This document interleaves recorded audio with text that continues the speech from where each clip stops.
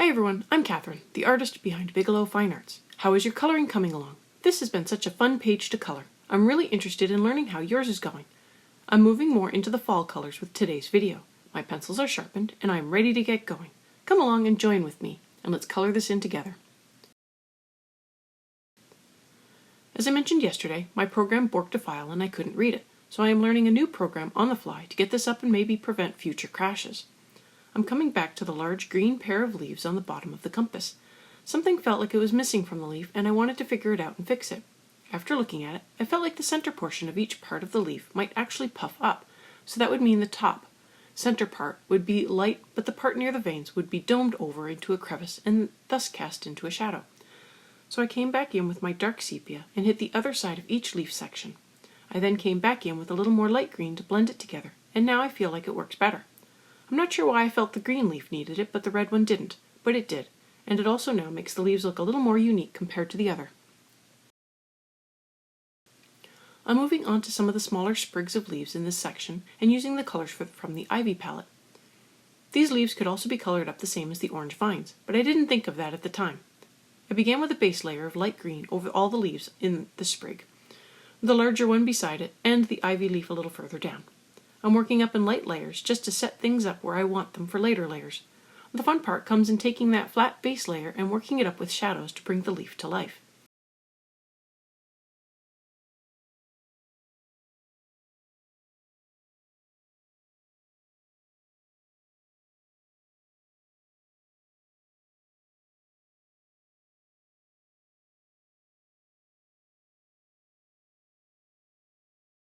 In this case, I'm using the deep cobalt green to add some shadows to the base of each tiny leaf.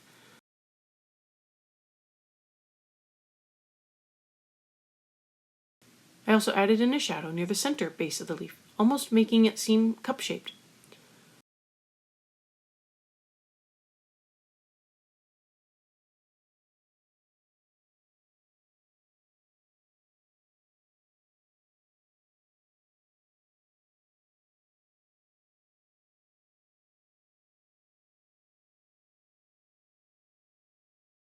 I come in with dark phthalo green to darken up the rib and blend out the edges to the deep cobalt green.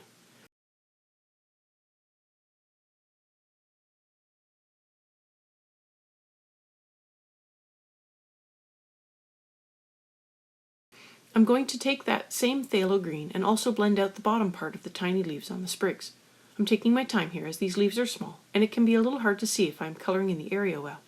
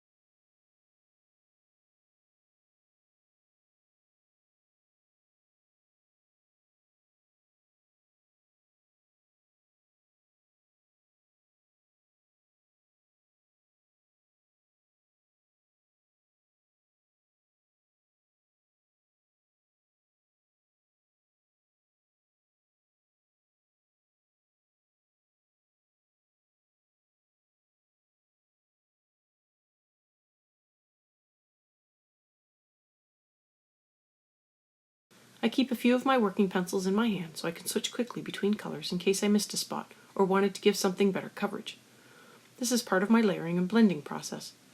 I am fiddling with the large ivy leaf because I'm not happy with the colors on it so far. So I keep layering them on, trying to figure out what is going on and why I'm not liking it so much. I don't figure it out, and I'm still not that happy with it, but time to move on. I did use the light green to fill in the outline on the leaf, as well as the cobalt green to add more shadow to the base of the outline.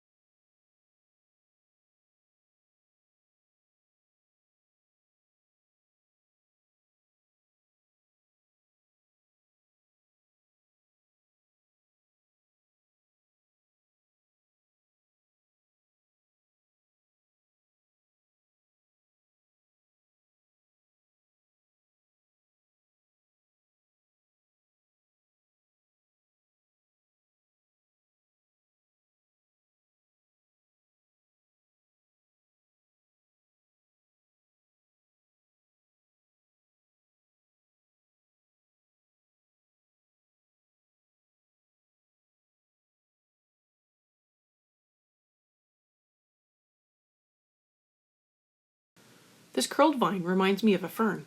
I began filling in the stem with the phthalo green, then came in with the cobalt green to darken it up a bit more. I also used the cobalt green on the leaves. I didn't do anything fancy with this one.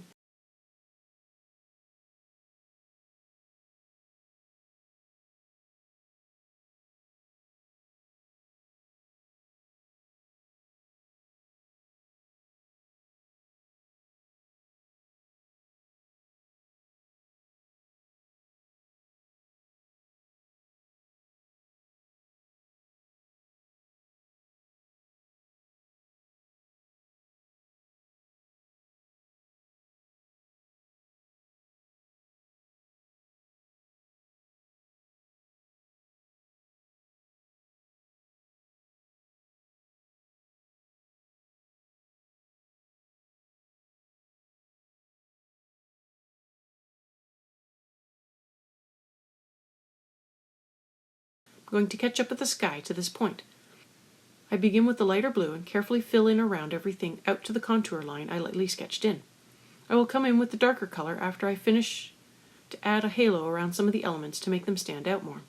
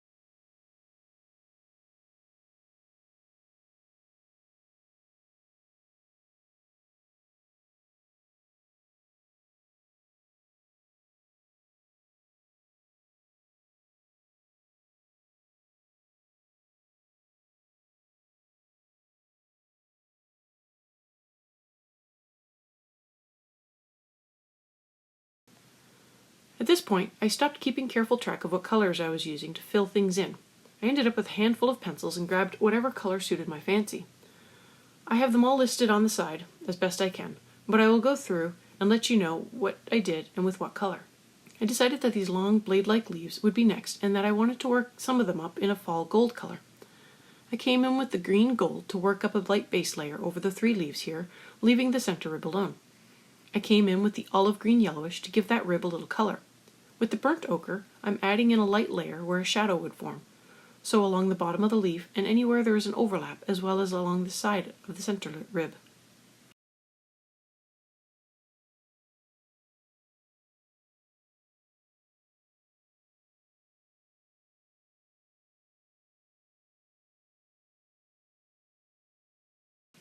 With the brown ochre, I'm now darkening up those shadows, especially in the places where they would be darkest.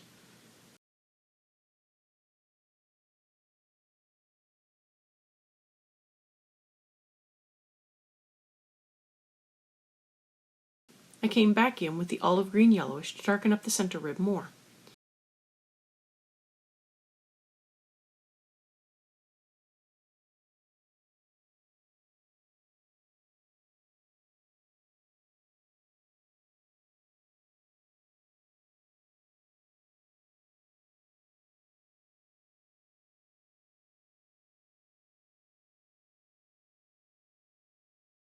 With the green gold, I want to get another layer over everything as well as blend it all together more.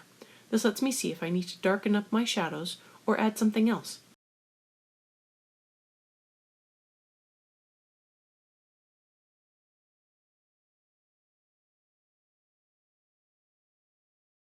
I want my shadows to be darker, so I keep coming in with the olive green yellowish and darkening them up. I'm going to keep going through my colors, fine-tuning each color, darkening up shadows, and adding more layers on top to blend everything together into a smooth gradient.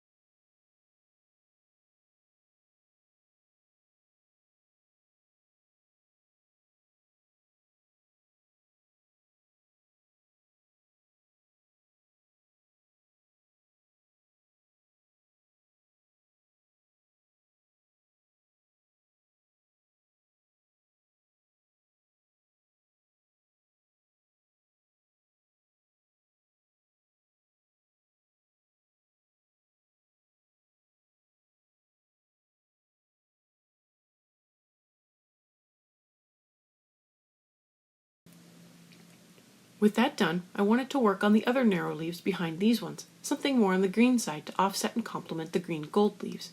I'm starting with a base layer of the earth green yellowish. I want green leaves, but I also want muted fall colors, not bright spring or summer greens. I'm using the pine green here for the shadows on these 2 leaves. Mostly I am hitting up the base of the leaves and the one side with the saw teeth and rib lines. I'm going to add in a layer of the permanent green over the shadows to blend them out into the surrounding earth green layer. Another layer of the earth green yellowish to bring up the saturation of color and see how everything is working together. I can now see what it looks like and can add more pine green to darken up the shadows and permanent green to smooth out any sharp shadow lines.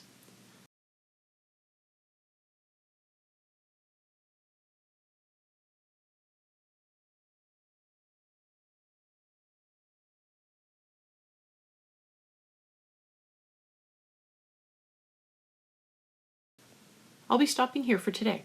Tomorrow I will be working up more fall, and Thursday's video will wrap up fall and transition back into winter and finishing off the compass, so stay tuned for the full reveal on Thursday.